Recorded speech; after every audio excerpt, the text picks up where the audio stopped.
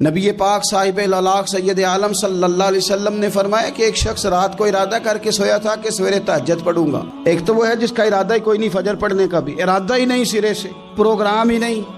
اس کو پتہ چل گیا کہ ڈاکٹر نے کہا تھا 7-8 گھنٹے سونا ہے، تو اب وہ ٹائم دیکھ رہا ہے 2 بجے سو رہا ہوں، 10 بجے اٹھ جاؤں گا۔ اس کی بیچ میں نیند ہے، صحت ہے، ڈاکٹر کی تنبیہ ہے، پر فجر تو شامل ہی نہیں۔ حالانکہ اس بات کو اچھی طرح سمجھ لیں، اگر آپ کا فجر پڑھنے کا ارادہ ہے اور 4 بجے کا 3:45 بجے کا آپ نے الارم لگا لیا ہے، تو 2 دن آپ کو الارم جگائے گا، تیسرے دن آنکھ خود بخود کھل جائے گی۔ انسان کی نفسیات ہوتی ہے کہ 2 دن وہ کسی چیز بھی اپنی عادت کو سونے جاگنے میں پکا لے تو تیسرے دن وہیں اس کا وہ مزاج بن جاتا ہے۔ تو اگر نیت ہی نہیں، ارادہ ہی نہیں، پروگرام ہی نہیں، تو کیسے آنکھ کھلے گی؟ بلکہ پھر تو یہ ہوتا ہے کئی دفعہ آنکھ کھل بھی جاتی ہے، بندے اٹھ بھی جاتے ہیں پر اٹھتے ہی نہیں، نماز کا وضو ہی نہیں کرتے، آگے بڑھتے ہی نہیں، ہمت ہی نہیں کرتے۔ لیکن حضور کیا فرما رہے ہیں؟ کریم محبوب علیہ السلام فرمانے لگے جس کا تہجد پڑھنے کا ارادہ تھا لیکن نیند غالب آ گئی، اٹھ نہیں سکا۔ حضور فرماتے ہیں نیند تو اب اس نے پوری کر ہی لی ہے نا، پر ارادہ تھا تہجد پڑھنے کا۔ تو محبوب فرماتے ہیں نیند رب کی طرف سے صدقہ ہو گئی اور تہجد کا بھی اللہ نے ثواب عطا فرما دیا ہے۔ سحری میں اٹھنا تو ہے نا جی، دہی لینے بھی جانا پڑتا ہے، دودھ لینے بھی کئی دفعہ جانا پڑتا ہے، تو اٹھنا تو ہے۔ تو ایسا نہ کریں کہ 10 منٹ پہلے اٹھیں، اٹھ کے پہلے تہجد کی نماز پڑھیں، وہ نماز جس کے بارے میں میرے نبی پاک علیہ السلام نے فرمایا جب بندہ تہجد کے لیے کھڑا ہوتا ہے تو رب اسے دیکھ کے مسکراتا ہے جو اس کی شان کے لائق۔ باقی نمازوں پہ ثواب ہو رہا ہے، تہجد کے وقت اللہ مسکرا رہا ہے۔ اور حضور فرماتے ہیں اگر جوان آدمی تہجد کے لیے اٹھے تو رب فرشتوں کے سامنے فخر فرماتا ہے۔ تو تہجد کی نماز ہر روز موقع ہونا ہے، اٹھنا ہی اٹھنا ہے، شہری کے لیے تو اٹھنا ہی ہے، تو وہی وقت تہجد کا ہے، خوب تہجد کی نماز پڑھنی۔ ایک چیز آپ نے نا پورا رمضان استعمال نہیں کرنی، وہ غصہ ہے۔ سارے روزے نا، یعنی بالکل عین افطاری کے وقت بھی کوئی بندہ غلط بات، برداشت کون سی بات کرنی ہوتی ہے، صحیح کہ غلط؟ صحیح کو تو برداشت کرنے کی ضرورت ہی نہیں ہوتی، برداشت کرنی غلط بات ہوتی ہے، اس کو سہنا ہے، اسے کہنا یار روزے ہیں، رب کی رحمت برس رہی ہے، جا میں نے تجھے اللہ کی رضا کے لیے معاف کیا۔ اور ذہن میں حدیث رکھنی ہے کہ حضور نے فرمایا تو رب کے بندوں کو معاف کر، اللہ تجھے معاف فرمائے گا۔ رمضان شریف میں اور سعادت کے ساتھ اور پیار کے ساتھ، اور غیبت نہیں کرنی کسی کی بھی، کسی ادارے کی نہیں، کسی بندے کی نہیں، غیبت نہیں کرنی۔ آپ کو حدیث میں ملے گا کہ نبی پاک علیہ السلام نے کچھ بیویوں سے کہا تھا کہ تم نے تو روزہ توڑ دیا ہے اور تم نے حلال کے ساتھ رکھا تھا، حرام کے ساتھ توڑ دیا۔ یا رسول اللہ کس طرح؟ فرمایا غیبت نہیں کی تم نے، مردہ بھائی کا گوشت نہیں کھایا، یہ بہت بڑا جرم ہے، اس سے بچنا ہے۔ موبائل کم استعمال کرنا ہے، اور مہربانی کریں کم خبریں دیکھیں، جو خبریں عورتیں پڑھتی ہیں ان خبروں سے بھی پرہیز کریں۔ کوئی ہم نے بڑا سال 11 مہینے سیاسی تبصرے کر لیے، کیا انقلاب آیا پھر ملک میں؟ تو رمضان کا مہینہ سیاسی تبصرے رہنے دیں، زیادہ وقت مسجد میں گزاریں، زیادہ وقت اللہ کے گھر میں گزاریں، زیادہ ٹائم آپ تلاوت قرآن پاک میں، استغفار میں، درود شریف میں گزاریں۔ حضرت ابو الحسن رحمۃ اللہ تعالی علیہ حضرت معاذ ابن جبل رضی اللہ تعالیٰ عنہ کے پاس بیٹھا کرتے تھے، فرماتے ہیں ان سے جو پیار بڑھا تو پھر میرا مصلی سے بھی بڑھ گیا۔ تابعی ہیں، فرماتے ہیں صحابی رسول سے محبت ہوئی تو ذکر سے بھی ہو گئی، پھر درود شریف سے بھی ہو گئی، محبت ان سے بڑھی تو پھر اللہ نے مسجد کا پیار بھی بڑھا دیا۔ آپ فرماتے ہیں کہ میری ہر وقت بھی یہ چاہتی تھی کہ بس اللہ اللہ کروں، بس اللہ اللہ کروں، بس نہ میں ذرا تھوڑی جان چھڑاؤں لوگوں سے، کو 10 منٹ ملے تو میں کچھ 4 نفل پڑھ لوں، میں تھوڑا سا نہ بچوں لوگوں سے، اور مجھے تسبیح ملے تو میں نہ کچھ 400-500 دفعہ استغفار پڑھوں، سبحان اللہ، الحمدللہ، اللہ اکبر، لا حول ولا قوت الا باللہ، میں نہ تسبیحات پڑھوں۔ فرماتے ہیں کہ بچے تھے گھر میں 6-7، غربت تھی، کام ملتا کوئی نہیں تھا، اور میں کام چور نہیں تھا، کام ڈھونڈتا تھا، پر اللہ کی قدرت کے کام نہیں ملتا تھا۔ فرماتے ہیں کہ میں نے ایک دن اپنی اہلیہ سے کہا کہ آج میں پھر جاتا ہوں کام ڈھونڈنے، تو میری بیوی بڑی فرما بردار تھی، پر اس دن نہ غربت کے ہاتھوں تنگ آ کے کہنے لگی آج نانا کوئی تو چیز لے کے آیا، تو مجھ سے بچوں کی بھوک نہیں دیکھی جاتی، یہ سب روگاں دا روگ محمد جس دا نام غریبی، کنڈ بلا کے لنگ جاندے نی دوست یار قریبی، آج نہ کچھ لے کے آیا تو میں بچے لے کے چلی جاؤں گی۔ شیخ فرماتے ہیں کہ میں بڑا پریشان گھر سے نکلا، پر میں نے صبح سے لے کے زور تک کام ڈھونڈا، کام ملا کوئی نہیں. تو میرے دل میں خیال آیا چلو کام نہیں ملتا تو اللہ اللہ تو کرے نا, چلو بندوں کی مزدوری نہیں ملتی تو رب کریم کی عبادت ہی کرتے ہیں. فرماتے ہیں کہ میں نے نا فرات کے پانی سے وضو کیا, نہر کے, شدید دھوپ تھی, ساتھ ریت تھی اور ریت تپ رہی تھی. میں نے اپنا رومال وہیں مصلی کے طور پر بچھا لیا اور فرماتے ہیں کہ زور سے لے کر عصر تک نماز پڑھی, دھوپ بھی پورے زور پہ پر میرے سجدے کا ذوق بھی پورے زور پہ. فرماتے ہیں سورج بھی چمک رہا ہے اور رب کی عبادت کا ذوق بھی پورے زور پہ. میں سجدہ کروں تو پھر میرا اٹھانے کو جی نہ چاہے. میرے استاد لکھا کرتے تھے, یہ ان کا شعر ہے, وہ کہا کرتے تھے مجھے سوز دے, مجھے ساز دے اور مجھے نیم شب کا نیاز دے, دم سجدہ خود کو میں توڑ دوں, مجھے ایسا ذوق نماز دے. اور میں تیری بہار کا پھول ہوں, میں کھلا بھی ہوں تو تیرے لیے, مجھے میری شاخ سے توڑ لے, مجھے اپنی زلف کا ناز دے. بھائی فرماتے ہیں کہ عصر تک میں نے نفل پڑھے, دل ڈھلنے لگا, عصر کی نماز پڑھی اور میں وہاں سے چلا. اب میں جب نکلنے لگا تو دل میں خیال آیا کہ چھوٹی چھوٹی دیواریں ہیں گھر کی, بغیر کچھ لیے جاؤں گا تو بیوی دور سے دیکھے گی تو شور کرے گی کہ پھر خالی ہاتھ آ گیا ہے. کہتے میں نے اپنی اسی رومال میں جس پہ میں نے نماز پڑھی تھی نا, رومال میں کیا کی دے پنجابی جسافہ کہتے ہیں, اسی میں نا میں نے کچھ ریت بھر لی کہ وہ دور سے دیکھے گی تو سمجھے گی کچھ لے کے آیا ہے, چلو جا کے اسے بتا دوں گا کہ آج پھر مزدوری نہیں ملی. کہتے ہیں وہ ریت لے کر جب میں گھر میں گیا تو پہلے بیوی دروازے پہ کھڑی ہوتی تھی, پوچھتی تھی خالی ہاتھ آ گئے ہو, آج میں نے دیکھا تو ہے ہی کوئی نہیں. فرماتے ہیں میں اندر داخل ہوا, سلام لیے, کونے میں نے وہ رومال رکھ دیا اور میں نے آواز دی کہ بھلی مانس کہاں ہو. تو وہ کہنے لگی آپ منہ ہاتھ دھو لیں, میں روٹی لے کے آئی. میں نے کہا روٹی کہاں سے آ گئی, یہاں تو کئی دنوں کے فاقے, تو کئی دنوں کی غربت ہے, یہاں تو اس گھر میں تو فقیری ہے. فرماتے ہیں کہ وہ روٹی لے کے آئی اور اس وقت کی جو موجودہ نعمتیں تھیں, سمجھ لیں سلاد, اچار, ہر چیز ساتھ لائی. میں نے کہا کہ بچے کہاں گئے؟ کہنے لگی وہ کھانا کھا کے کھیلنے گئے, آپ کھانا کھا لیں آ جاتے. کھانا اس نے چن دیا. میں نے حیرت انگیز لہجے میں ساری نعمتیں اپنے دسترخوان پہ دیکھ کر کے بیوی سے پوچھا یہ کہاں سے آیا کھانا, بچوں کو تو نے کہاں سے کھانا کھلایا, یہ سارا کچھ کیسا ہے؟ کہنے لگی پتہ نہیں آج آپ کس کریم کی مزدوری کرنے چلے گئے تھے, پتہ نہیں کس کریم کی, میرے گھر میں تو اتنی نعمتیں آئی ہیں کہ مجھ سے سنبھالی نہیں جا رہی, اتنا اناج ہے, اتنا گندم ہے, کس کریم کے دروازے آج چلے گئے تھے. یہ کہتے کہتے وہ اٹھی اور اٹھ کر کے کہنے لگی پہلے ہی بڑا کچھ آیا تھا, اب کیا لے آئے ہو. اور جا کر کے نا اس نے وہ ریت والا رومال کھولا, کہنے لگے میں تو لے کے آیا تھا ریت, تو میرے رب نے اسے بھی سونے اور ہیرے بنا دیا تھا. جب آپ کی توجہ اللہ کی جانب, میرے نبی پاک صلی اللہ تعالی علیہ وسلم نے فرمایا ہر چیز اپنے رب سے مانگ, ہر چیز مانگ, ہر چیز مانگ. یا رسول اللہ کیا کچھ؟ میرے محبوب نے فرمایا تیرے گھر میں نمک بھی ختم ہو جائے تو وہ بھی اپنے رب سے مانگا کر, تو مانگنا وہ تجھے دے گا, تو اس کی بارگاہ میں کشکول طلب دراز تو کرنا. اور ترمذی شریف میں عجیب لفظ ہیں, رسول کائنات نے فرمایا, رب کریم فرماتا ہے جب میرا بندہ ہاتھ اٹھاتا ہے نا تو مجھے حیا آتی ہے کہ میں خالی کیسے لوٹا دوں اس کے. اتنے بڑے بادشاہ کی بارگاہ میں جب انسان کا رشتہ اپنے مالک کے ساتھ ہوتا ہے پھر تو غم بھی کچھ نہیں کہتے, پریشانیاں بھی کچھ نہیں کہتی, پھر تو زندگی صبر والی, پھر تو زندگی توکل والی, پھر تو زندگی بھروسے والی.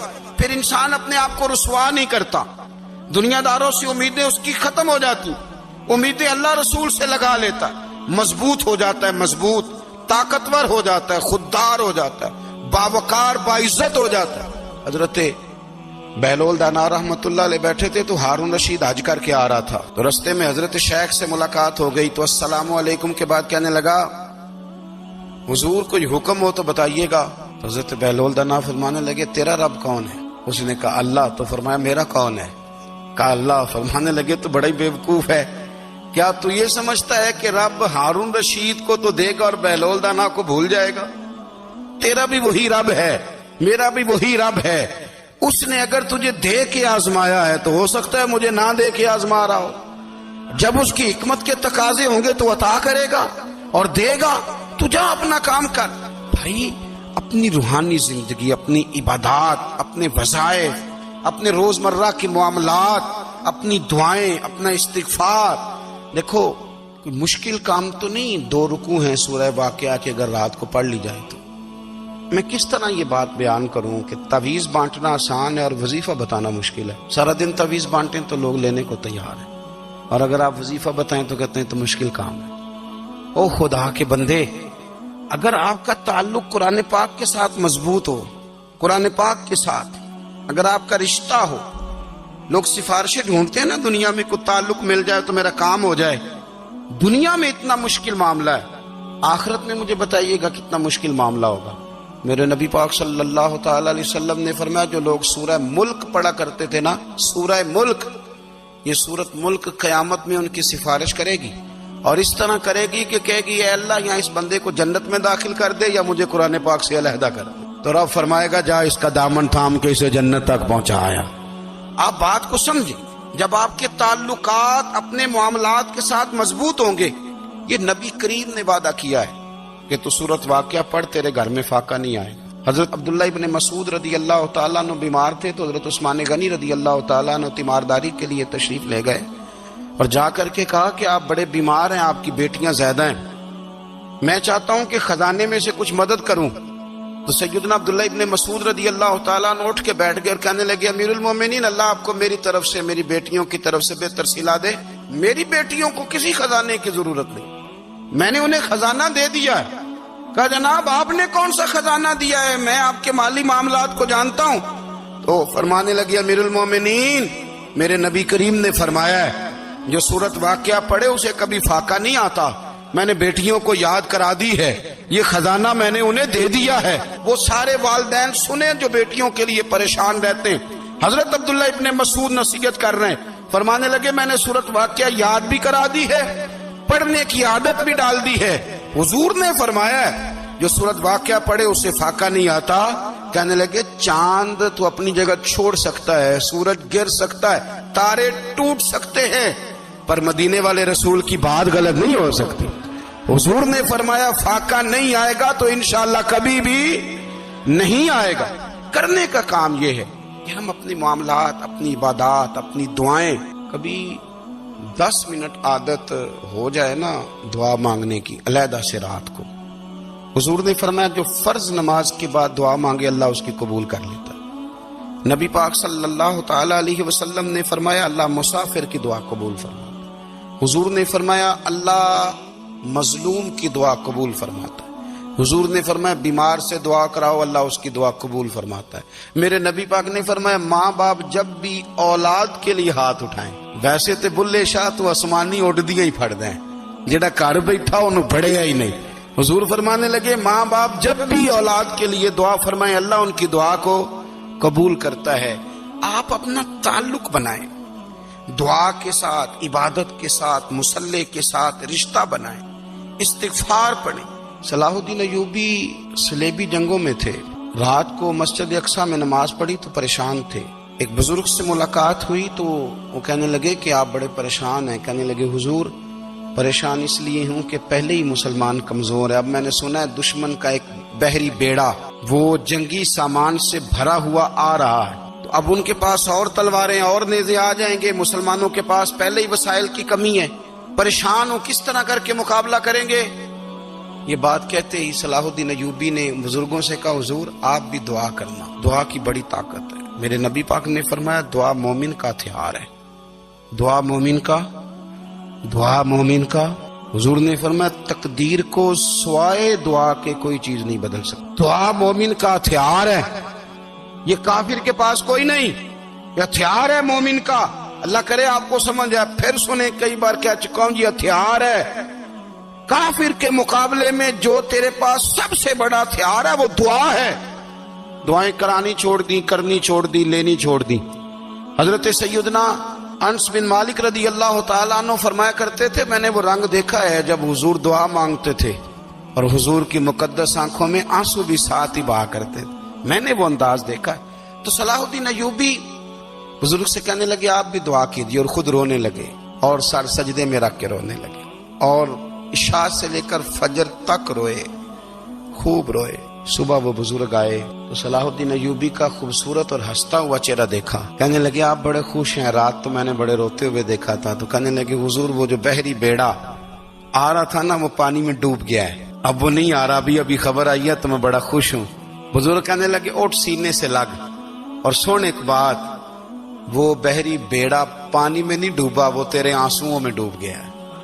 وہ جو تو رات رویا ہے نا رب کریم کی بارگاہ میں تو وہ ڈوب گیا ہے. بھائی اپنا مصلی کا, عبادت کا, وظائف کا, اللہ اللہ کا سلسلہ اس کو مضبوط کرے, اپنی دعاؤں کے تعلق کو مضبوط کرے.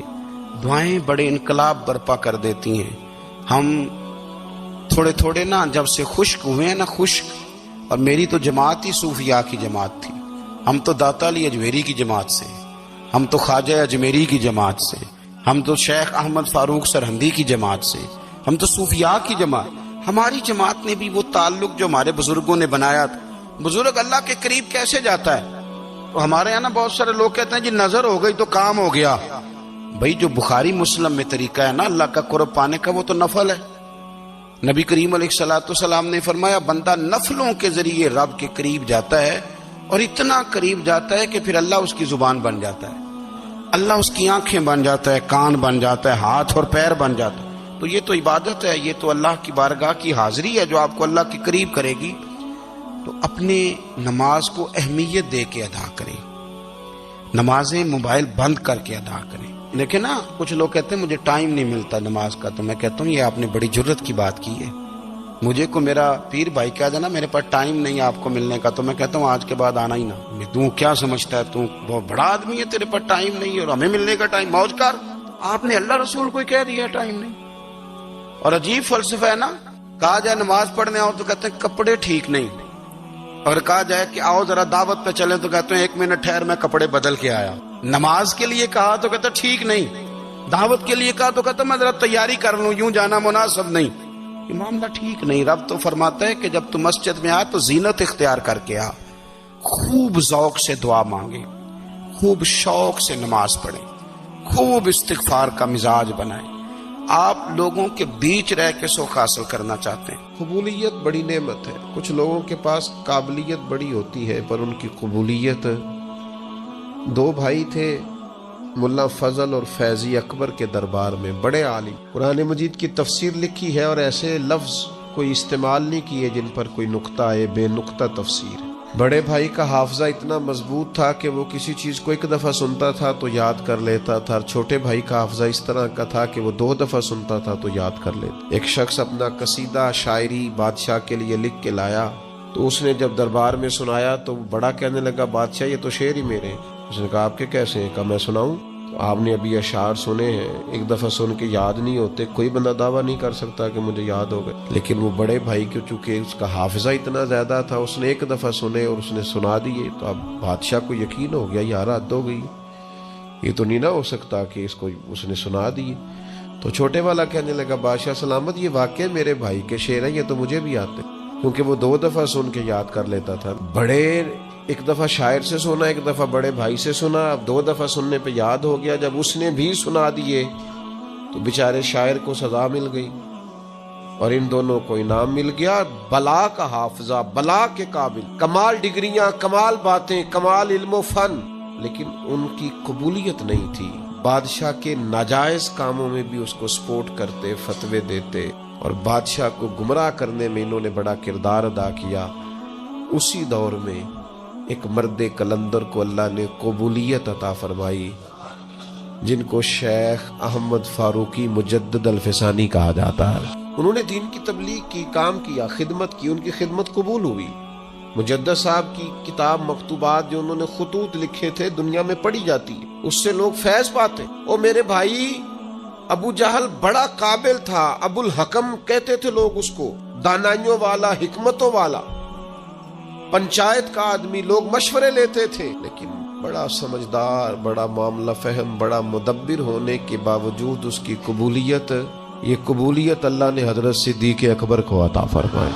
ساری زندگی ہم نے قابل بننے پہ لگا دی, قبول ہونے پر توجہ ہی نہیں کی. قابلیت بھی پیدا کرے لیکن قیمتی جوڑا ہو اور محنت سے شوق سے خریدا ہو، رنگ بھی پسند ہو، کپڑا بھی بڑا بہترین ہو، درزی کو دیا بھی جائے، لیکن اگر وہ درزی بھی کئی راتوں کا بیدار ہے، آنکھیں اس کی باہر آ گئی ہیں، اس نے سی کر کے دیا ہے، لیکن اگر تو اس کی تعریف ہو جائے تو پھر تو وہ خوش ہو جاتا ہے کہ بھئی کہتے کیا بات ہے جناب کی مہربانی، آپ نے کمال کر دی، تو مطمئن ہو گیا۔ لیکن اگر کسی نے کہہ دیا کہ یار تو نے تو حد کر دی ہے، یہ تو ناپ ہی پورا نہیں، ماپ ہی سارا غلط ہو گیا، تو مجھے بتائیے وہ ساری محنت فائدہ مند ہوئی کہ رائے گاں گئی؟ جو قبول ہو جاتے ہیں نا، اصل بات ان کی قبولیت اصل چیز ہے۔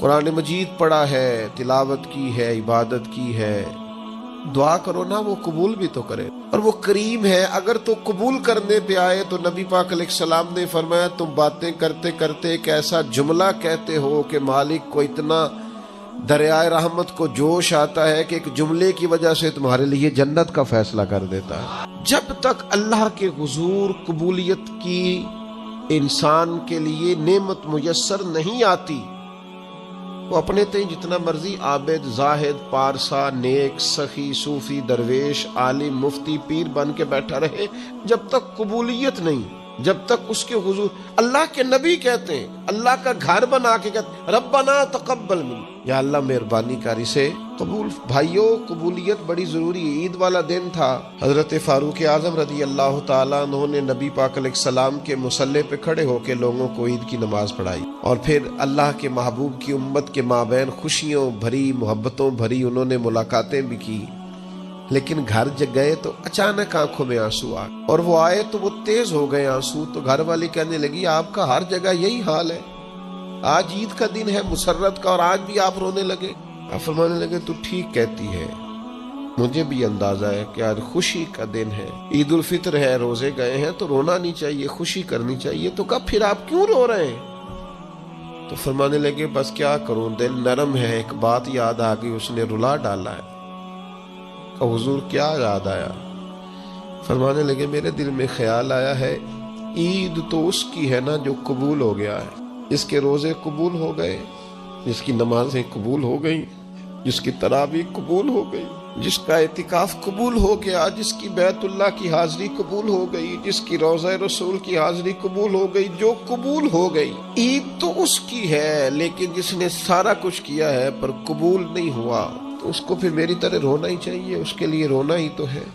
او یارو اگر وہ کرے قبول تو بڑا کریم ہے، ورنہ حال یہ ہے کہ فویل للمصلین، کچھ نمازیوں کے لیے بھی بربادی ہے، کچھ قاریوں کے لیے بھی بربادی ہے، کچھ ایسے صاحبان علم بھی ہوں گے جو صبح قیامت معاذ اللہ ثم معاذ اللہ، حضرت ابو ہریرہ فرماتے ہیں سب سے پہلا حساب ہی قاری کا، سخی کا اور شہید کا ہوگا، اور ان کی اپنی تصنع، ریاکاری اور دکھلاوے کی نیتوں کی بنیاد پر ان کے اعمال دھتکار دیے جائیں۔